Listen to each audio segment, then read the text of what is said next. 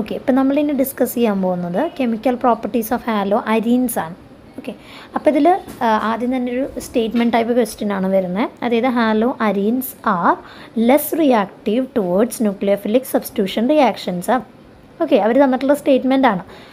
Hello arenes nucleophilic substitution reactions undergo ചെയ്യുന്നില്ല, like halo alkanes. Straight ചെയിനിലുള്ള പോലെ നമുക്ക് പെട്ടെന്ന് അരീൻസിലോട്ട് സബ്സ്റ്റിറ്റ്യൂട്ട് ചെയ്യാൻ പറ്റുന്നില്ല. Okay, why? അപ്പോൾ ഇതൊരു ഗീവ് റീസൺ ടൈപ്പായിട്ടോ അല്ലെങ്കിൽ അസേർഷൻ റീസണിങ്ങിലോ ഒക്കെ കയറി വരും. അപ്പോൾ നമ്മളിതിന് മെയിനായിട്ട് 4 പോയിൻറ്റ്സ് എക്സ്പ്ലെയിൻ ചെയ്യണം. അതിൽ ഫസ്റ്റ് വൺ പറയുന്നത് ഡ്യൂ ടു റെസൊണൻസ്.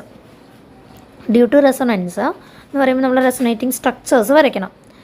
അതായത് ബെൻസീനിങ്ങിൻ്റെ മുകളിൽ ക്ലോറിൻ, ബെൻസീനിങ്ങിൽ ഓൾട്ടർനേറ്റീവായിട്ട് ഡബിൾ ആൻഡ് സിംഗിൾ ബോണ്ടുകൾ വരുന്നുണ്ട്, ക്ലോറിൻ്റെ മുകളിൽ ലോൺ പെയർ ഓഫ് ഇലക്ട്രോൺസ് ഉണ്ട്. Okay, so due to resonance ഈ ലോൺ പെയർ ഓഫ് ഇലക്ട്രോൺ ബെൻസീനിങ്ങിലേക്ക് ഇറങ്ങുന്നു, ബെൻസീനിങ്ങിലെ ബോണ്ട് എഡ്ജിലേക്ക് ഷിഫ്റ്റ് ആവുന്നു. ഓക്കെ, സോ അങ്ങനെ നമ്മൾ റെസൊണേറ്റിംഗ് സ്ട്രക്ചേഴ്സ് വരയ്ക്കുമ്പോൾ chlorine will get a positive charge and electronic cloud പുറത്തേക്ക് പോയി, then alternative double and single bond, then electron ക്ലൗഡിന് ഒരിക്കലും അധികം നേരം വെളിയിൽ റിസൈഡ് ചെയ്യാൻ പറ്റത്തില്ല, അപ്പോൾ അത് അകത്തോട്ട് കയറുന്നു. അങ്ങനെ നമ്മൾ എന്ത് ചെയ്യണം? ഈ ഷിഫ്റ്റ് കാണിക്കണം. അപ്പോൾ ഈ ഷിഫ്റ്റ് കാണിക്കുമ്പോൾ നമ്മൾ പ്രത്യേകിച്ച് ശ്രദ്ധിക്കേണ്ട ഒരു കാര്യം എന്താണെന്നുണ്ടെങ്കിൽ ഈ നെഗറ്റീവ് ആൻഡ് പോസിറ്റീവ് ചാർജ്, ക്ലോറിൻ്റെ മുകളിൽ പോസിറ്റീവ് ചാർജും ബെൻസീനിങ്ങിൻ്റെ മുകളിൽ നെഗറ്റീവ് ചാർജും കാണിക്കണം. എന്നാൽ മാത്രമാണ് ആ മോളിക്യൂൾ നമ്മൾ ന്യൂട്രൽ എന്ന് പറയുള്ളൂ. ഓക്കെ, അഗെയിൻ നെഗറ്റീവ് ചാർജ് അധികം നേരം വെളിയിൽ നിൽക്കുന്നില്ല, അത് ഉള്ളിലോട്ട് കയറുന്നു, അതിനനുസരിച്ച് ഡബിൾ ബോണ്ട് ഷിഫ്റ്റ് വരുന്നു. സോ ആസ് എ റിസൾട്ട് ഇവിടേക്ക് വന്നു ഇലക്ട്രോൺ ക്ലൗഡ്, ഒരു വട്ടം കൂടെ ഇലക്ട്രോൺ ക്ലൗഡ് അകത്തോട്ട് കയറുന്നു, ഡബിൾ ബോണ്ട് തിരിച്ച് ക്ലോറിനിലേക്ക് പോകുന്നു. നമ്മുടെ ഫൈനൽ ഫിഗറിൽ chlorine will get a single bond and alternative double bond ബെൻസീനിങ്ങിൽ വന്നു. അപ്പോൾ ഇതിലാകെ കൂടെ ക്ലോറിൻ കാർബൺ, അതായത് halogen carbon bond first and last ഫിഗേഴ്സിൽ മാത്രമാണ് സിംഗിൾ ബോണ്ടിൽ നിൽക്കുന്നത്. ബാക്കി എല്ലാത്തിലും കാർബൺ ഹാലജൻ ബോണ്ട് വരുന്നത് ഡബിൾ ബോണ്ടാണ്. അപ്പോൾ due to resonance carbon halogen will get a double bond nature, so it will be difficult to break. അതാണ് ഒന്നാമത്തെ കാരണം, ലെസ് റിയാക്റ്റീവ് ആവാനുള്ള ഒന്നാമത്തെ കാരണം. ഓക്കെ, ദെൻ ഇവിടെ നിങ്ങൾ വേറൊരു കാര്യം കൂടി ശ്രദ്ധിക്കേണ്ടതായിട്ടുണ്ട്. അതായത് ഇനി നമ്മളിതിൻ്റെ next chemical property electrophilic substitution reaction പഠിക്കുമ്പോൾ electrophiles are getting attached to the ortho para positions why എന്ന് ചോദിച്ച് കാണാറുണ്ട്. അപ്പോൾ നിങ്ങൾ ഈ റെസൊണേറ്റിംഗ് സ്ട്രക്ചർ തന്നെ എടുത്ത് നോക്കിക്കഴിഞ്ഞാൽ അതിനുള്ള ആൻസർ കിട്ടും. അതായത് ഇവിടെ നമ്മുടെ ഇലക്ട്രോൺ ക്ലൗഡ് ഷിഫ്റ്റ് ആവുന്നത് നോക്കിയേ 2, 4, 6 പൊസിഷൻസിലോട്ടാണ്. ഈ 2, 4, 6 പൊസിഷൻസിനെയാണ് നമ്മൾ ഓർത്തോ പാരാ പൊസിഷൻസ് എന്ന് പറയുന്നത്. അപ്പോൾ ഇലക്ട്രോൺ ക്ലൗഡ് അവിടെയാണുള്ളത്. ഇലക്ട്രോഫൈൽ എന്ന് പറഞ്ഞാൽ ഇലക്ട്രോൺ ഡെഫിഷ്യൻ്റ് ആയിട്ടുള്ള ഗ്രൂപ്പാണ്. സോ അവർ അറ്റാച്ച് ചെയ്യുന്നത് ഓർത്തോ പാരാ പൊസിഷൻസിലോട്ടാണ്. ഓക്കെ, സോ അങ്ങനെയും ചോദിച്ച് കാണാറുണ്ട്. അപ്പോൾ ഈ റെസൊണൻസ് തന്നെ ആ പോർഷനിലേക്ക് വേണ്ടി ഒന്ന് ഓർത്തിരിക്കുക കേട്ടോ. സോ നമുക്കിവിടെ ആവശ്യമുള്ള point due to resonance carbon halogen will get a double bond nature, so it will be difficult to break. Then രണ്ടാമത്തെ പോയിന്റ് എന്ന് പറഞ്ഞു കഴിഞ്ഞാൽ ഹാലോ ആൽക്കെയിൻസിൽ നമുക്കിവിടെ കാർബൺ ഹാലജൻ സിംഗിൾ ബോണ്ടാണ് വരുന്നത്. അതേസമയം ഹാലോ അരീൻസിൽ കാർബൺ ഹാലജൻ ഡബിൾ ബോണ്ടാണ് വരുന്നത്. അപ്പോൾ സിംഗിൾ ബോണ്ട് എന്ന് പറയുമ്പോൾ sp3 ഹൈബ്രിഡൈസേഷനാണ്. അപ്പോൾ എസ് ക്യാരക്ടർ വരുന്നത് 25% മാത്രമാണ്. അതേസമയം ഡബിൾ ബോണ്ടിൽ sp2 ഹൈബ്രിഡൈസേഷനാണ്, എസ് ക്യാരക്ടർ 33.33% വരുന്നുണ്ട്. സോ ഹാലോ ആൽക്കിൽ നിന്ന് ഹാലോ അരീനിലേക്ക് പോകുന്തോറും എസ് ക്യാരക്ടർ ഇൻക്രീസ് ചെയ്യുന്നു. എസ് ക്യാരക്ടർ ഇൻക്രീസ് ചെയ്യുമ്പോൾ bond will be difficult to break. അത് രണ്ടാമത്തെ റീസൺ. ദെൻ മൂന്നാമത്തെ റീസൺ, ഇപ്പോൾ നമ്മൾ ഹാലോ അരീൻ എന്ന് പറഞ്ഞാൽ ബെൻസീനിങ്ങിൻ്റെ മുകളിൽ ഹാലജൻ ഇരിക്കുന്ന ഫിഗറാണ്.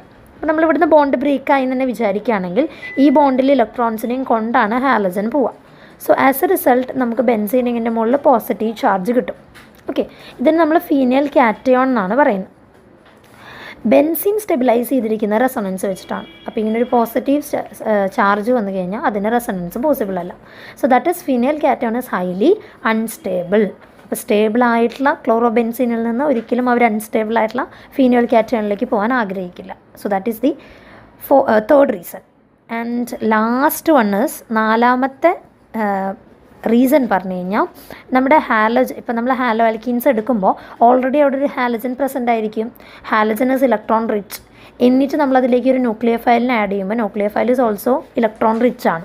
അപ്പോൾ ഈ 2 ഇലക്ട്രോൺ ക്ലൗഡുകൾ തമ്മിൽ റിപ്പൽഷൻ ഉണ്ടാവാൻ സാധ്യതയുണ്ട്. So these are the 4 reasons why halo arenes are less reactive towards nucleophilic substitution reactions. Okay, then അപ്പോൾ ഇവരെ നമുക്ക് എന്ത് ചെയ്യാൻ പറ്റില്ല, ഡയറക്റ്റ് ഹാലോജിനേഷൻ പോസിബിൾ അല്ല. ദെൻ ഹൗ, എങ്ങനെ പിന്നെ, അതായത് ഇപ്പോൾ നമുക്ക് ഇങ്ങനെ ഒരു ക്വസ്റ്റ്യൻ ഉണ്ടാവുമല്ലോ, അതായത് ക്ലോറോബെൻസീനിൽ നിന്ന് നമുക്ക് എങ്ങനെ ഫീനോളിനെ പ്രിപ്പയർ ചെയ്യാം. ഓക്കെ, ഇതൊരു ന്യൂക്ലിയോഫിലിക് ആണ്, ക്ലോറിനെ മാറ്റി OH റീപ്ലേസ് ചെയ്യുന്നു. സോ അതെങ്ങനെയാണ് എന്ന് ചോദിച്ചു കഴിഞ്ഞാൽ നമുക്ക് സ്ട്രെയിറ്റ് ചെയ്യാൻ പറ്റാത്ത കാര്യങ്ങൾ നമ്മൾ ജസ്റ്റ് ഒന്ന് ആ റിയാക്ഷനെ മാസ്ക് ചെയ്ത് ചെയ്യാം. അതായത് നമ്മൾ ഈ ക്ലോറിനിലോട്ട് ഫസ്റ്റ് തന്നെ NaOH, സോഡിയം ഹൈഡ്രോക്സൈഡ് ആഡ് ചെയ്യാം. സോ ആസ് എ റിസൾട്ട് എന്ത് സംഭവിക്കും, ഇവിടുത്തെ Cl-ഉം ഇവിടുത്തെ H-ഉം കൂടെ HCl ആയിട്ട് എലിമിനേറ്റ് ചെയ്ത് പോയിട്ട് നമുക്ക് ബെൻസീനിങ്ങിൻ്റെ മുകളിൽ ONA കിട്ടും. ബെൻസീനിങ്ങിൻ്റെ മുകളിൽ ONA വരുവാണെങ്കിൽ അതിന് നമ്മൾ പറയുന്ന പേരാണ് സോഡിയം ഫിനോക്സൈഡ്.